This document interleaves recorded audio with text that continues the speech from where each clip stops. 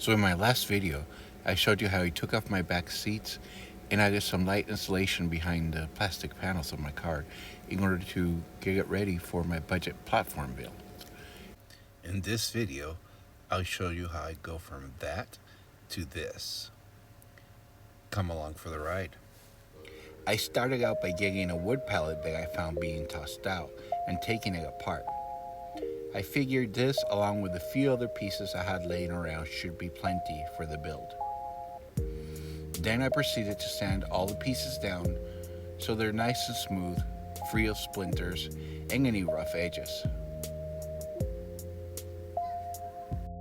So the way I'm going to start this platform is by putting a piece of 4x4 right across there and into those areas with the notch cut out.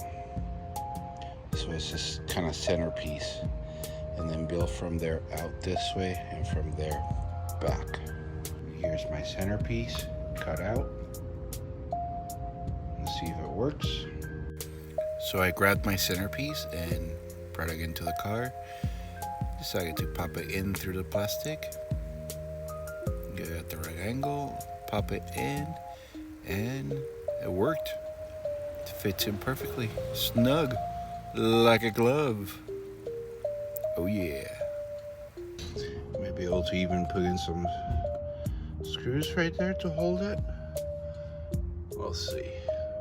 Then I put one of the planks of wood I had over it to cover the wires behind it too, and proceeded to start gluing and screwing some of the different pieces for that front part of the platform. Here's my work area, by the way, not very fancy. So I started with the first part of the platform that's coming out of that 2x4 with some of the ledges and the pieces lower, sinked in for about an inch. It's where the plastic piece is gonna go in. You'll see later how that works out, but that's where it sits in. And I did go ahead and put some screws with some big washers on the side to hold that 2x4 in place. Then I proceeded to cut more legs for the front part using a 2x4, cutting it in half down the middle and then cutting out the different pieces of the legs. Now, of course, I have to sand them down to get them nice and smooth and looking nice. Then I was on to gluing the pieces together for the front part there, piece by piece, the part that will hold the ledge and the plastic, using some Gorilla Glue. And then some got screws, some got nailed in. Here I glued the holder for the centerpiece that goes across. And here I am gluing the front part of the platform with the plastic piece that I was telling you about in the center to make sure it fits perfectly and there's no gap. Here is the mostly finished product of that front part. Walked it in to make sure everything fits perfectly and it's nice and snug. And that center piece where it sits, it looks a little crooked in the video, but that's because the camera was crooked itself. But it worked, trust me. Once I knew it was all lined up, I started gluing the different parts together one by one to get it in there nice and snug. Make sure it's all lined up. Use my clamps to hold it in place while the glue starts to dry. Tapped it with my rubber mallet to make sure it's in place. Then I proceeded to glue the next parts, the centerpiece. And here it is. This cover was originally from the back of the car, which I decided to put in this end so I can open it from both sides since it splits in the middle.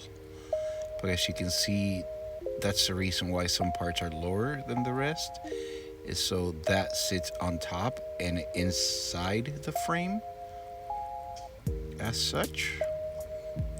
And it worked out great. Here's a view from the other side. Really happy with the way this came out. And that area is open because that will be the area for my feet on that side. Then I proceeded to do the panels for the back side. Here is the beginning of the gluing of that. This is the framing of one of the panels, which will be about the width of the front panel. But in the back, both sides will be covered. Lots of gluing and keeping it all straight. And I proceeded to put the centerpiece in. This time I went with a piece of plywood instead of using planks over and over again. Pro tip: if you're getting split wood when you nail, cut the very tips of the nails, the sharp edge, or unsharpen them somehow. Very sharp tips on the nails can sometimes split certain woods, so if you cut them off, you won't get as much splitting in the wood. And once the glue was dried, I went ahead and put some nails across some of those boards and into the plywood to make sure it's nice and tight and held together very well, both with glues and nails, to make sure it holds my weight when I'm sitting on it. And here is the final product. There is the top, that is the bottom, looking pretty nice. I like it. And this is how it's going to look like when I have it in the car and everything done.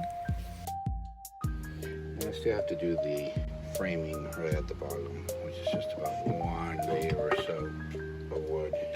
I have to park in an even area to make sure I have it leveled enough. It's not going to be perfect, but it's going to work. Sweet. Then I proceeded to do the framing in the back. Here is one of the pieces. I'm also going to add this long pieces right here so the panels fall into place quite nicely when they get put on. But it is just about done. There's the front part, also not completely done yet. Once in a while I had to take a break due to rain, since I was in Florida at the time, which was nice because it was hot otherwise.